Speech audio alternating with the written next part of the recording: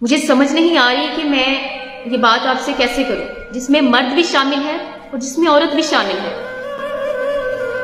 جس میں مرد نے بھی اپنے گھر کی عزت خراب کر دی اور جس میں عورت نے بھی اپنے گھر کی عزت خراب کر دی۔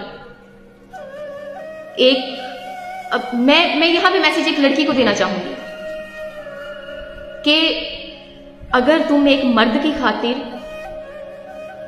جس کو سوسائٹی والے مرد کا ہی نام دیتے ہیں، اس کی خاطر اپنا گھر بار چھوڑ دیتی ہو، اپنے باپ کی عزت کو برباد کر دیتی ہو، اپنے بھائیوں کا غرور توڑ دیتی ہو، انہیں جیتے جی مار دیتی ہو، تو میرا یہ میسج اس لڑکے کے لیے ہے، اس مرد کے لیے ہے کہ جو عورت ایک مرد کا مان نہ رکھ سکی وہ تمہارا مان کیسے رکھے گی؟ جو ایک اچھی بیٹی ثابت نہ ہو سکی وہ اچھی بیوی کیسے بنے گی؟ جو ایک اچھی بہن ثابت نہ ہو سکی وہ ایک اچھی ماں کیسے بنے گی؟ حقیقت ہے نا، جو لڑکی اپنے والدین، اپنے بھائیوں کی عزت کا خیال نہیں رکھ سکی وہ اپنے شوہر کو کیا عزت دے گی؟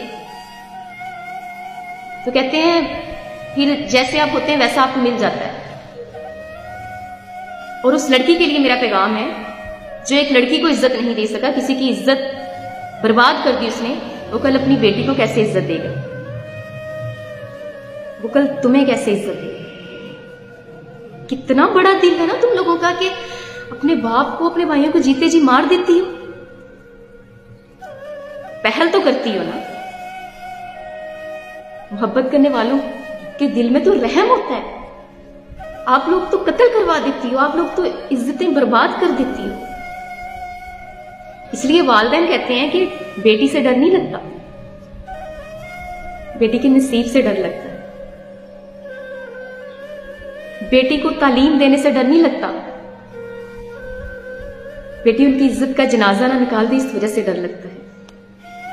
ایسی چند لڑکیوں کی وجہ سے پورا معاشرہ خوفزدہ ہے۔